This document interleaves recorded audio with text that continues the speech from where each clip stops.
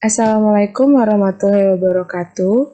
Selamat pagi kepada Mbak Zulfa dan teman-teman semua.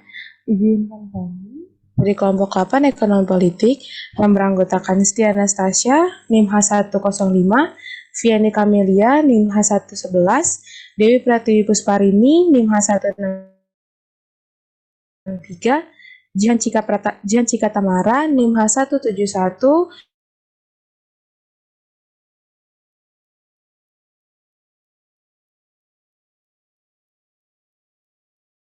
Marxisme.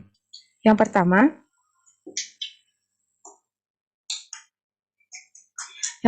resume jurnal. Kami mengambil jurnal dengan judul Kebijakan Papua Nugini dalam kasus PNG Solution, Potret Perangkap Ketergantungan dengan penulis Gia Nawafila yang dirilis pada tahun 2017. Keputusan Papua Nugini bersedia bekerja sama dengan Australia dalam PNG Solution yang dijelaskan melalui perspektif neo-Marxisme adalah Papua Nugini telah terjebak dalam perangkap ketergantungan Australia. Pemerintah Papua Nugini tidak memiliki pilihan lain selain menerima tawaran PNG Solution tersebut. Dalam mencapai kepentingan nasionalnya, Australia memilih untuk menawarkan kerjasama imigrasi ke Papua Nugini dalam PNG Solution. Dipilihnya Papua Nugini ini dikarenakan telah masuknya pemerintah Papua Nugini ke dalam perangkap ketergantungan. Papua Nugini menjadi mustahil untuk menjauh, bahkan memutuskan hubungan dengan Australia karena mengingat Australia hampir memiliki kekuatan di setiap bidang. Kekuatan Australia ini tidak hanya sekedar diakui adanya keberadaan kekuatan Australia di Papua Nugini, melainkan kekuatan yang menguasai dan mendominasi, contohnya saja dalam bidang investasi. Selanjutnya, konsepsi teori yang pertama ada teori Marxisme, yaitu pendekatan neo-Marxisme atau dikenal juga dengan strukturalisme merupakan kritik terhadap teori Marxis. Perspektif neo-Marxisme lebih fokus pada permasalahan kesenjangan sosial atau penerapan kerjasama antara kaum borjuis dan kaum proletar. Asumsi dasar neo-Marxisme tidak jauh berbeda dari perspektif Marxisme. Bedanya yakni kaum neo-Marxisme lebih menekankan penghapusan kelas-kelas yang terdapat pada negara agar lebih berstruktur. Selanjutnya, menjawab oleh teman-teman. Baik, selanjutnya adalah teori dependensi teori. Teori ini merupakan orang yang telah mengajukan permohonan untuk mendapatkan perlindungan, namun permohonannya sedang dalam proses penentuan. Apabila permohonan seorang pencari suaka itu diterima, maka ia akan disebut sebagai pengungsi, dan ini memberikan hak serta kewajiban sesuai dengan undang-undang negara yang menerimanya. Selanjutnya adalah PNG Solution. PNG Solution ini merupakan kebijakan berbentuk kerjasama antara Australia dan Papua Nugini terkait pencari suaka yang tidak memiliki paspor atau visa, serta menyeberang ke Australia menggunakan kapal tidak dapat tinggal di Australia dan akan dikirimkan ke Papua Nugini. Berikut merupakan terbentuknya PNG Solution antara Australia dan Papua Nugini. Australia dan Papua Nugini sama-sama meratifikasi Konvensi Pengungsi pada tahun 1951. Perbedaan antara kedua negara ini, Australia memiliki tingkat kesejahteraan yang jauh lebih baik dibandingkan dengan Papua Nugini. Australia menjadi salah satu negara yang diminati oleh pencari suaka dengan semakin meningkatnya jumlah kedatangan di setiap tahunnya. Pemerintah Australia mengetatkan kebijakan imigrasi yang ternyata belum mampu mengatasinya secara maksimal. Pemerintah Australia melakukan kerjasama dengan Nauru dan Papua Nugini dalam Pacific Solution. Tujuan utama dari Pacific Solution ini yaitu meminimalisir jumlah kedatangan manusia perahu dan mencegah penyelundupan manusia yang seringkali dilakukan melalui jalur laut. Namun pelaksanaan Pacific Solution ini mengalami penyimpangan, mengingat Nauru dan Papua Nugini tidak mampu memberikan fasilitas dan pelayanan lebih baik dibandingkan Australia. Akhirnya, Pacific Solution diberhentikan. Pemerintah Australia kembali menawarkan kerjasama imigrasi dalam bentuk PNG Solution kepada Papua Nugini hingga akhirnya tawaran tersebut disambut baik oleh Papua Nugini.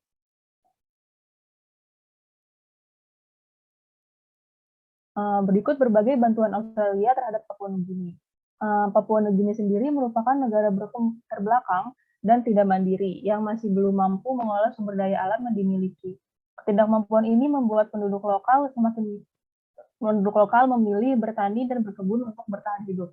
Sementara pemerintahnya lebih memilih mempromosikan investasi asing dan mengandalkan bantuan luar negeri, terutama Australia. Berikut merupakan bantuan Australia yang diberikan kepada Papua Nugini dalam bentuk pertama ekonomi.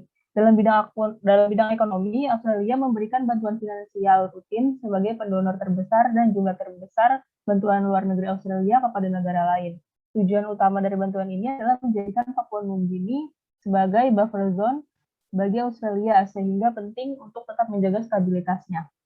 Selanjutnya adalah bantuan ekspor dan impor. Australia menjadi tujuan utama impor dan negara tujuan kedua ekspor. Tetapi keuntungan yang didapatkan Australia dari ekspor cukup besar. Australia telah melakukan investasi besar-besaran, sementara barang yang diekspor merupakan barang yang diolah perusahaan Australia di Papua Nugini.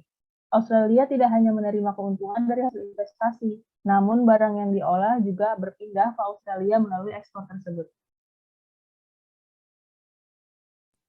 Selanjutnya, ada bantuan dalam bidang politik, di mana Australia membantu meminimalisir kriminalitas dan memberantas korupsi yang merajalela di Papua Nugini. Kepolisian Federal Australia atau AFP dan Satgas Anti Korupsi Papua Nugini menandatangani kerjasama. AFP dan Satgas Anti Korupsi Papua Nugini ini nantinya akan saling bertukar informasi intelijen untuk melacak pelaku korupsi di Papua Nugini.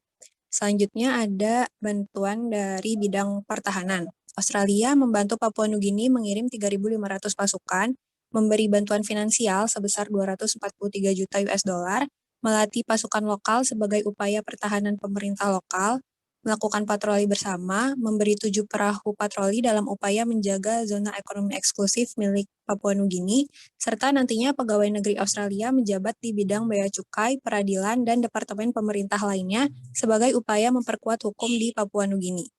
Selanjutnya ada relevansi kebijakan PNG Solution dengan teori neo-marxisme.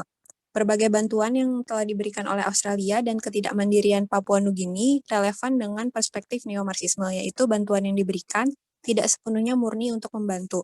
Meskipun Australia merupakan negara yang memiliki kehidupan jauh lebih baik dan tergolong dalam core atau negara yang mendominasi ekonomi dunia kapitalis di Pasifik Selatan, tetapi tetap memiliki tujuan tertentu atas tindakannya. Australia menyatakan bantuan yang diberikan untuk berbagai negara termasuk Papua Nugini sebagai usaha nyata mengurangi kemiskinan global, tetapi nyatanya terdapat kepentingan tersembunyi. Australia memiliki xenofobia. Sudah sejak lama Australia menjadikan Papua Nugini yang memiliki letak geografis dekat Australia dan lebih depan sebagai buffer zone atau zona penyangga dari segala ancaman yang datang ke Australia. Selanjutnya,